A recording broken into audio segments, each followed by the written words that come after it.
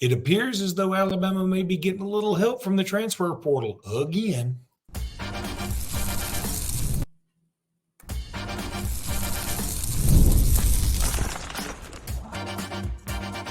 You are Locked On Bama, your daily podcast on the Alabama Crimson Tide, part of the Locked On Podcast Network, your team every day. Sorry for the little hesitation pump fake there on the intro, but I didn't know if it started. Didn't let me know. Hey, everybody. I'm starting to like the new music, I think the new music's growing on me. Hey, everybody. Welcome back into Locked On Bama. Luke Robinson, that's me, Jimmy Stein, that's him. This episode is brought to you by Gametime, and thank you for making this your first listen every single day. You guys are the absolute best. Jimmy, there is an Ed Woods. There wasn't there a movie called Ed Wood? Ed Wood, yeah. Did you see it? Not the same guy. I did not see it. It's not the same guy. Well, I didn't see the movie, so I'm going to assume it's not the same guy. Could have been the same guy then. We may not know. Could be his dad. Yeah, it could be his dad. So. It's not his dad. I think so. But Ed Woods, a defensive back from Arizona State, where my son goes to school. I should hit him up and see if he knows anything about him. He keeps up with the sports over there. But so Ed Woods just got in the transfer portal. Immediately, everybody was like, keep an eye on Alabama here, which is code for he's going to Alabama. And, oftentimes is. Yeah, that's good. I haven't seen one yet. Cheat code. But I've never seen somebody say, or when somebody gets in the transfer portal, or if a recruit's about to commit from high school or whatever, and they go, keep an eye on Alabama or keep an eye on Michigan here. They always go there. They've never gone like, oh, depends on the source. If you're getting it from a really good source. I mean, I think off the top of my head, I think the first person off the top of my head to say that may have been Pete Nakos with On 3, who was outstanding. Nakos, I mean, everybody, I'm obviously being a homer when I say everyone at On 3, but On 3 literally, I'm just saying that legitimately has the best people in the industry work for On 3 on purpose. That was a design. That's by design. But anyway, Nakos is good. And when he says it, definitely pay a lot of attention. Now, here's the thing, though. In all honesty, Alabama has not offered Ed Woods a scholarship yet. Not yet. Now, are they? My prediction would be yes, and my prediction would be Ed Woods is going to play for Alabama. But that literally is a straight up prediction. But it's a educated guess. In the sense that obviously Alabama has extreme interest here. You need an experienced cornerback. I'm not sure you can do better than this guy, based on the fact, hey, the portal is closing. Today has been such a slow. What day is today? Like the 23rd? 23rd. 20. Okay. So the portal closes in 7 days, meaning there's only 7 more days to get in the portal. I thought there would be a rush into the portal on the 15th and 16th. I was wrong. There wasn't a rush. But as the week progressed, Luke, there's good names in the portal. There's some big time kids in the portal, but most of the kids in the portal, I would say, are depth type players in terms of how Alabama would look at them. Now, group of 5 schools might look at this like a kid in the candy store, but I think for Alabama, it's mostly depth guys, but Ed Woods would be a starting cornerback at Alabama, in my opinion, at least to start out the year. But I'm not going to over-exaggerate how good this kid is. I don't think he's there's a reason that we all had to Google, right? Let's be honest. We all had to Google. In terms of when this name popped up, we all had to okay, who is that? And what has he done? And I actually watched some tape. I watched about 5 minutes of Arizona State versus Arizona because I wanted to confirm his position and that he was starting and kind of see what kind of player he is. I watched 3 series. I know that's not a lot, but I fast forwarded through 3 series of that game. Wait a minute. Let me make a prediction. He had 2 interceptions and a fumble recovery. He did not. Gosh. As a matter of fact, in the 3 series I watched, he did nothing. But because it's 3 series. And by the way, you don't want the cornerback to be filling up the stat. You know what the worst? Has everybody thought through this? You know what the worst stat is for a cornerback? Tackles. Yeah. Means his guy's catching the ball. You want a low tackle number, right? Or it means your defensive line is so bad that he's having to make the tackle on running plays. And then you're like, Okay, we don't know if he can actually cover anybody because their line is so bad they just keep running the ball. He's too busy in run coverage. No, the best corners are sticky, and that means their guys not they're not throwing the ball at their guy or in their area. But anyway, so I think this kid's a good player. If he does sign with Alabama, I would project here's a starting cornerback against Western Kentucky. I would also say that over the course of the season, players like Zabian Brown and Zay Mincy, I think, have a chance to not only beat out Ed Woods, but maybe even beat out Damani Jackson.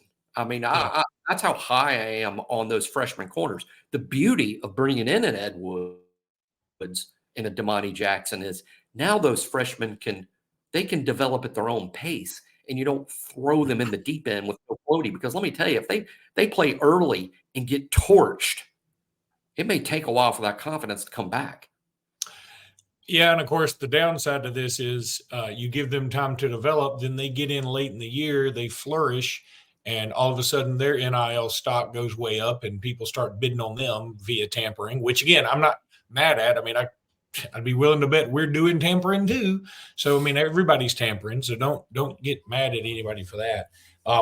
It's just I'm just ready. I'm ready for there to be a little more solid ground for everybody here on the NIL scene. So, I mean, I'm fine with everybody getting paid. I don't care what you get paid.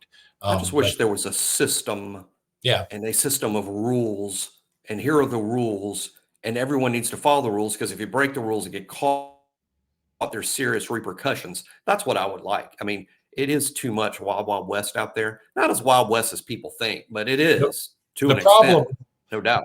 The problem for me, Jimmy, is in this particular instance, more so than, say, like a casino trying to keep their systems from being hacked or a bank trying to keep their vaults secure. I think the rules breakers are light years ahead of the rules makers. And when it comes to NCAA, and whenever, I mean, look, to put it in another way, if the rules breakers were as far ahead as the rules makers when it comes to, say, banking, I don't think we would be in anarchy right now, because they will have stolen everything in terms of compared to how far they are ahead in terms of the NCAA.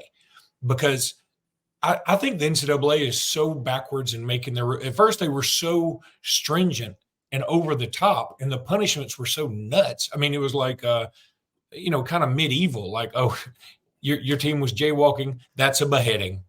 Like, a beheading? So now they've thrown up their hands and said, y'all just figure it out. And everybody is figuring it out in their own specific way.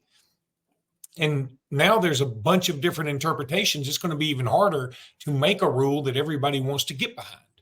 So tampering is difficult, because I think that people's general idea of tampering is that a kid is perfectly content and happy at Missouri, and Ole Miss decides, man, we sure could use that safety from Missouri. So Lane Kiffin slides into the Missouri safety's DMs. Hey, what up, buddy?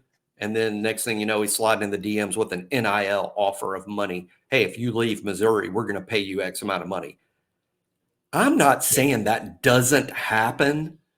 I'm just saying I don't think that's the norm. I do think that can and probably does.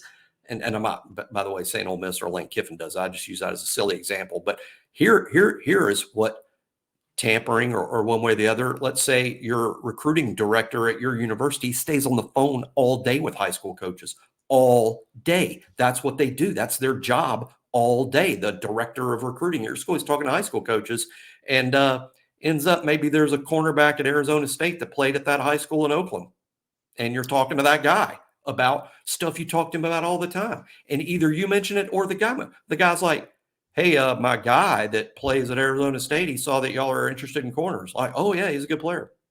Well, if he got in the portal, would y'all be interested? If he got in the portal, we'd be very interested. Is that tampering? No. I mean, I don't think that's tampering at all. Letter of the law, it probably is, but it's not. I mean, this is the way people approach. How are you going to police that? How do you police it? This is sort of like George Costanza trying to get a date with Marissa Tomei when he was engaged to Susan. He was exactly like that. So, but before the NCAA makes the rules, they should watch that episode. What one thing I do think you mentioned, I do think Lane Kiffin will slide into someone's DMs, but it'll be more like the girlfriend of the player he's trying to recruit. Like, hey, I just wanted to know, first of all, is your boyfriend available? Secondly, how attached to him are you? All right, let's talk about game time here. I think it says, hey, how you doing? And then in parentheses put, I said that in Joey from Friends voice. All right, game time. Look, love me some game time. I've used it for everything. College basketball, NBA basketball, NFL football, college football, everything. I love it. Game time is so easy to use. The app is so easy to get. You need to go download that Game Time app. It's good for any device, and you will absolutely love it. Look, you have these last-minute deals where you can save up to 60% off buying for last-minute sports, comedy, concerts, all that stuff. You can go do all that. Save even more with exclusive in-app deals on select seats ahead of the game or event. You can see where you're going to be sitting. That is very, very cool. Take the guesswork out of buying tickets with Game Time. Download the Game Time app, create an account, and use code LOCKEDONCollege. This code LOCKEDONCollege, all one word, for $20 off your first purchase. Terms do apply. Again, create an account and redeem code LOCKEDONCollege for $20 off. Download the Game Time app today. Lowest prices, last-minute tickets, guaranteed. Now I'm going to tell you about FanDuel, because you know I love FanDuel over here. I've been talking about FanDuel for ever. They've been awesome. It's playoff time in the NBA and NHL, and baseball's in full swing, and FanDuel is your place to bet on every single game. Right now, new customers get $150 in bonus bets. That's guaranteed, by the way. That's $150 win or lose. Bet on everything from slap shots to home runs to slam dunks, all on an app that's safe, secure, and easy to use. What are you waiting for? Visit FanDuel.com/lockedon and make your first bet an automatic win. FanDuel is America's #1 sportsbook. Two quick things, Jimmy. First of all, I want to give a shout out to Ridge. Yesterday, I was at Lifetime working out. I'm not even sure I was using the machine right, quite frankly. I think I was. I'm sore as hell today. I don't know if that means anything. But Ridge comes up to me and he said, hey, just listen to the podcast like you guys have done. He's a young guy too, like graduated last year or something like that. So appreciate you coming up, Ridge. One other story I wanted to tell, and I know that sometimes Luke's story time irritates people, but this was funny to me, especially if you have children. So a friend of mine's father passed. Now, it was expected. It's always tragic when you lose a parent or a loved one or whatever, but it was expected, okay? So let's not get too sad. And so we all went to the funeral home and in Huntsville, and my daughter was there. She's 7, and this guy's sons were both there, and one of them's Sela's age, 7, and one of them's probably 10 or 11. And they were running around playing hide and seek at the funeral home because, there were a bunch of people, and we were like, just occupy yourself. Well, the younger son comes up to his mom and says, Mom. And she's like, what? He goes, I found an old man, and he was asleep in a treasure chest. And, and we were like, no. And then my daughter comes up and says, hey, I'm going to use different names to protect the innocent. He said, hey, my daughter says, hey, I just saw Frank's grandfather in there. And my wife was like, no, because he was cremated. She was like, no, he's over there. And then my daughter turned to the other son and said, hey, that wasn't your granddad. Like, no big whoop. I was like, yeah, but he still did die. You can't just pretend like, oh, he's still here now. It's just funny. The kids are just so funny to me that they say these things and then like they can't get it sometimes. I just love kid stories. But found an old man sleeping in a treasure chest. It's going to go down. I'm going to use that forever. So anyway. Okay. So didn't mean to be so morbid, but Cliff Omoyurari. Wakes are poorly named. Wake is a poorly named. event for that. They need to come up with something else for that. Yep. Okay. Mass crying sounds awful though, so I think Wake Forest.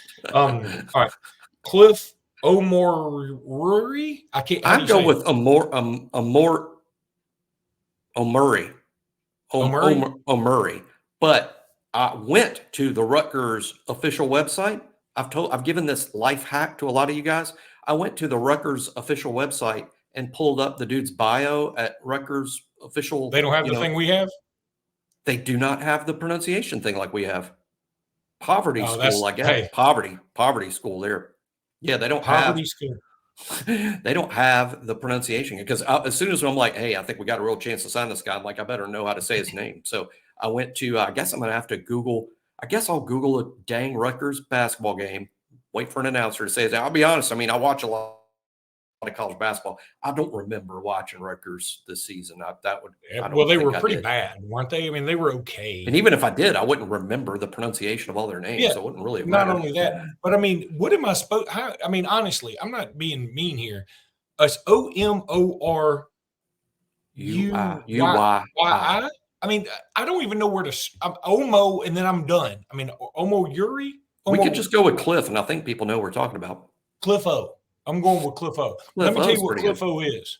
Cliff O is a badass basketball player. He's a rim protector. I mean, it's exactly what we were lacking this season and what we lack next season, a rim protector. That guy. If he's here this past year, Jimmy, I think it's fair to say we have 3 more wins. Probably still lose to UConn. I'm not saying we win the national championship. I'm just saying we have 3 more wins at least on our resume. Might have won the SEC. I mean, look at – there's no – I'm not saying the center is a forgotten part of the league, but I'm just saying there's no coincidence that the finals were the big 7-foot center from Purdue against the big 7-foot center from UConn. That is not a coincidence. Now, keep in mind, those are both good players.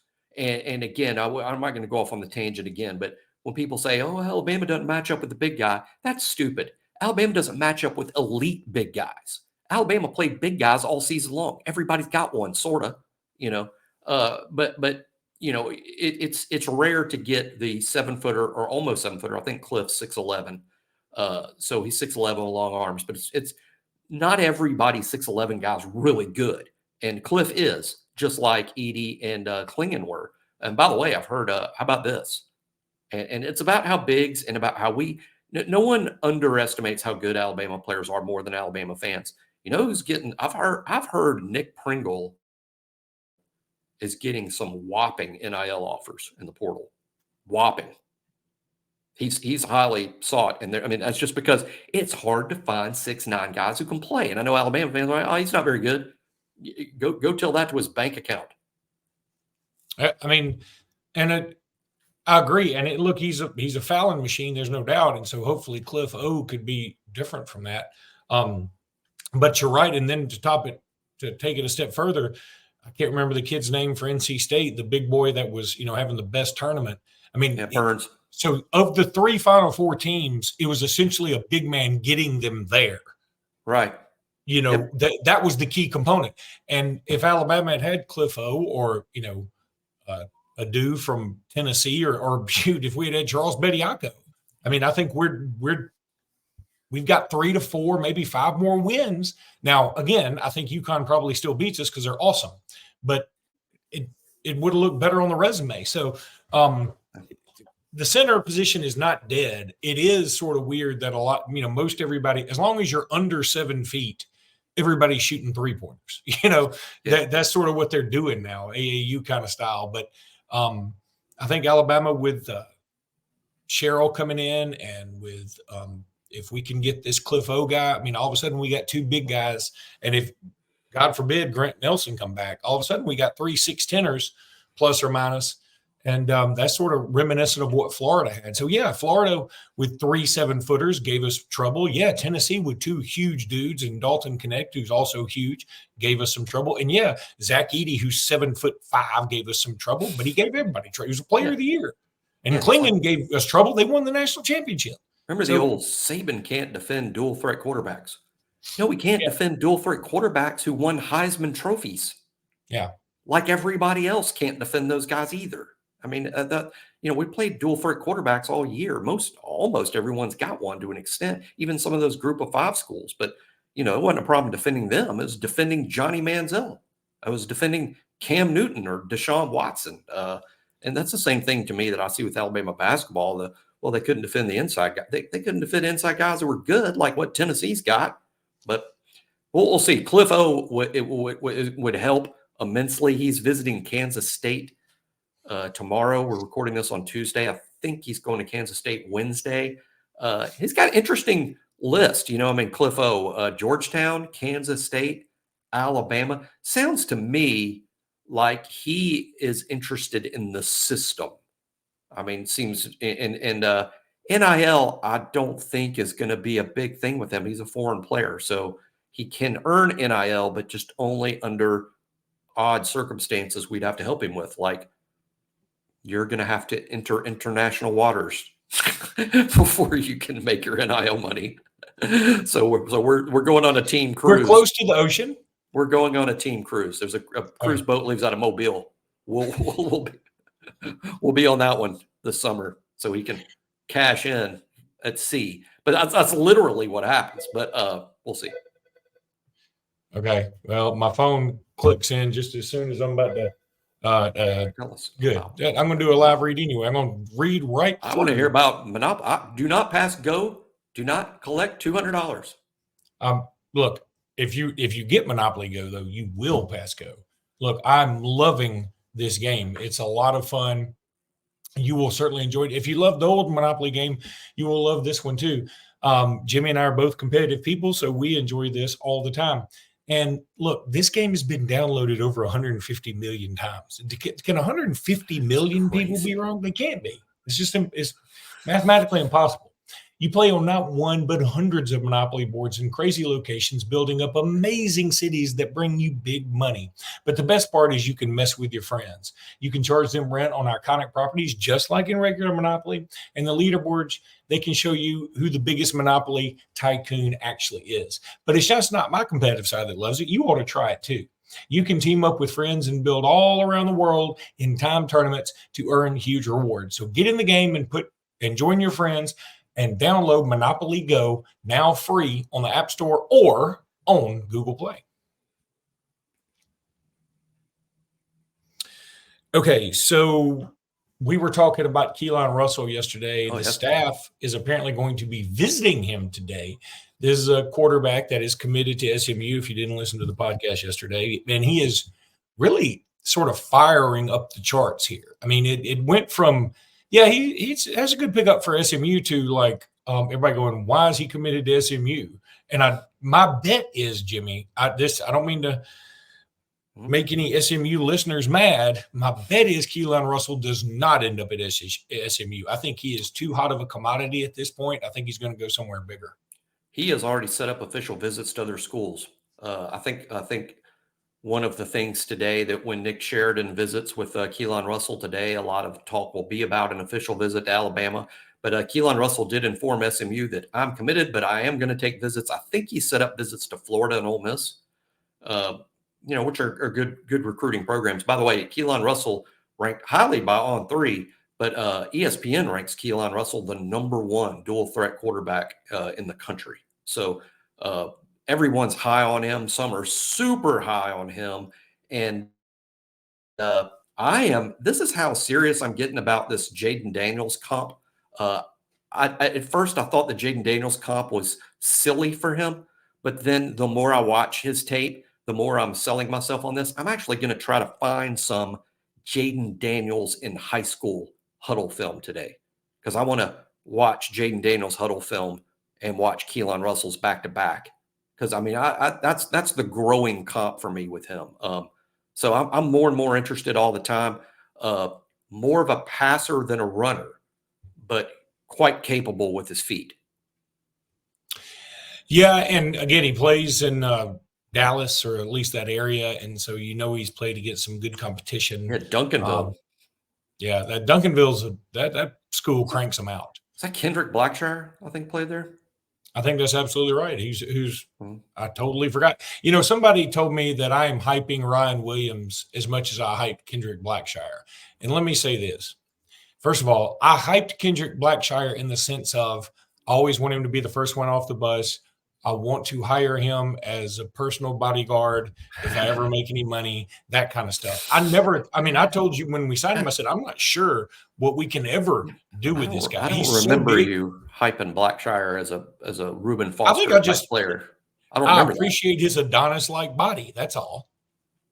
That's true. But I never thought he was going to be a superstar linebacker. It'll be interesting to see how much he plays. He's at Texas, right? It'll be Yeah, interesting to see how much he plays over there because he wasn't, even if he'd returned to Alabama this year, and by the way, he was a really good special teams player. I'm sure they would have liked for him to hang around.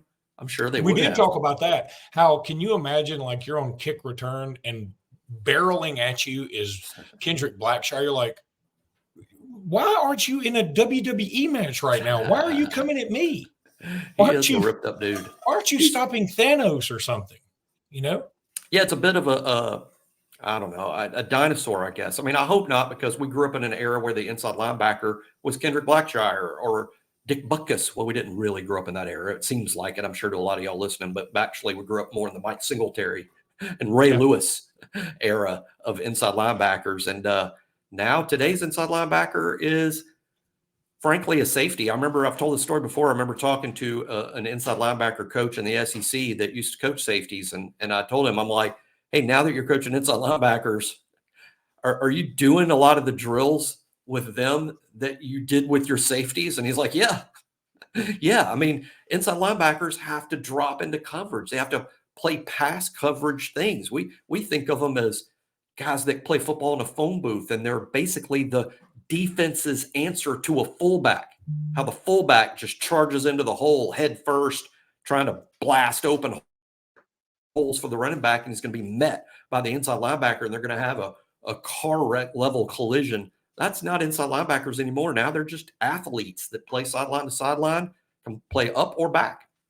I'm glad you said Mike Singletary. My brother and I we always go, can't do it. I love that rant by him on when it came to Vernon Davis. And if you are too young and you don't remember this, Mike Singletary was the head coach of the San Francisco 49ers, and Vernon Davis didn't block or didn't do something right. And Mike Singletary said, I'd rather play with 10 people. He said, I would rather get penalized all the way down the field until you make me do something else than have those people on my team. Can't do it. It's one of the best videos that there's ever been. Now, again, his coaching style would have been awesome in the 60s or 70s. It probably doesn't translate very well today. But boy, that is a great video. I mean, I just love that video. Hey, let's talk about this tomorrow. Make a note. Do we want to talk about Georgia's decision and Kirby Smart's decision to play for a tie at the end of G-Day? He played for a tie, and purposely, so the whole team could eat steak. Yeah.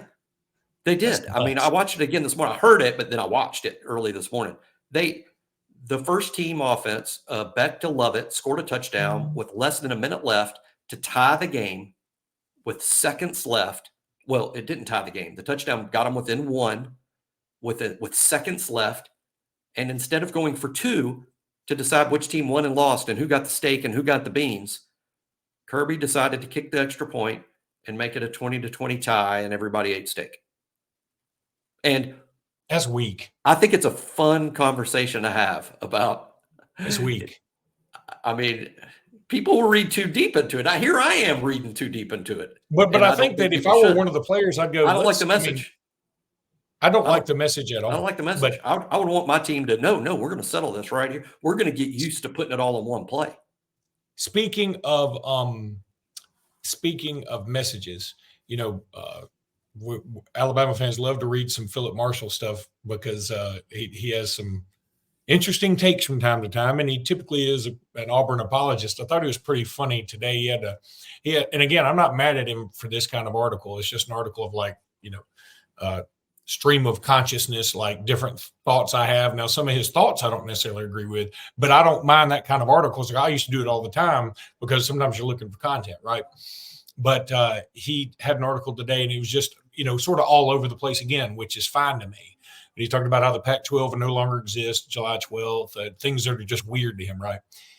And then he threw in there these two things that stood out to me. He was like, he said, he was just talking about Oklahoma, Texas, and he goes, the former Alabama baseball coach was fired for feeding a gambler inside information. I was like, yeah, that did happen, but that was like a year or more ago. I mean, why even – he doesn't say anything else about it. And then later on he goes, the University of Florida has had 3 consecutive losing seasons in football. And it made me stop and think for a minute. And I go, so has Auburn. They've had 3 consecutive losing seasons. I mean, why even bring that up if you're not going to bring your school into it too? I just thought it was kind of funny. And anyway, I like just nitpicking stuff. We have a remaining road big series at Auburn in baseball, at Auburn in softball. Both will be big for the postseason hopes of our baseball. Does Alabama softball and baseball play Auburn on the same weekend? They don't, do they? No, not on the same weekend, but it's coming up. Okay. Softball's at Auburn in 2 weeks. Baseball is at Auburn, I think, in 3 weeks. I think you're right about that. Or 4 weeks. Look, at this point, I'm just like, hey, let's just get to the finish line and get in the tournament, because I think Alabama's done enough to make sure they're pretty solidly in the tournament. Right now, Alabama's in the tournament in both sports, for sure, as of right now. But there's enough baseball and softball left for it to go south for both. Well, here's what worries me. Both are in right now. Here's what worries me about baseball. Softball, I mean, we'll be in the tournament. We'll be fine. We won't be any good because we're not very good this year, but whatever. Baseball worries me in the sense that I think Auburn's our final series, maybe. Correct. And Auburn's going to be completely out of it. Like, they're not going to make the SEC tournament. They only have 2 wins, oddly, against the number 2 and number 3 team in the country. But they're going to be like, hey, this is our tournament. This is Alabama series is our tournament, and they'll sweep us. That's what I feel like is going to happen. I tend to think the best team's going to win. I like Alabama to win that series, but I agree with Luke that we're going to see a different Auburn team than the Auburn team you saw all year long. That was literally their World Series and all they'll have to play for. But I think the best team usually wins games. So I'm going to like Alabama to win 2 out of 3 there. But hey, Alabama's got to play at Ole Miss, at Mississippi State, a home series against LSU, who also is weirdly having a bad year for LSU. But there's a difference between a team that's bad in the SEC and a team that's bad, period. There's a big difference. A bad SEC team is you still better lace them up. They're going to have some dudes. All right, that's going to do it for today's pod. We'll be back tomorrow with more. Thank you, Ridge, for listening, and we will see you then. Until then, roll tide, everybody. Roll tide. Get that phone.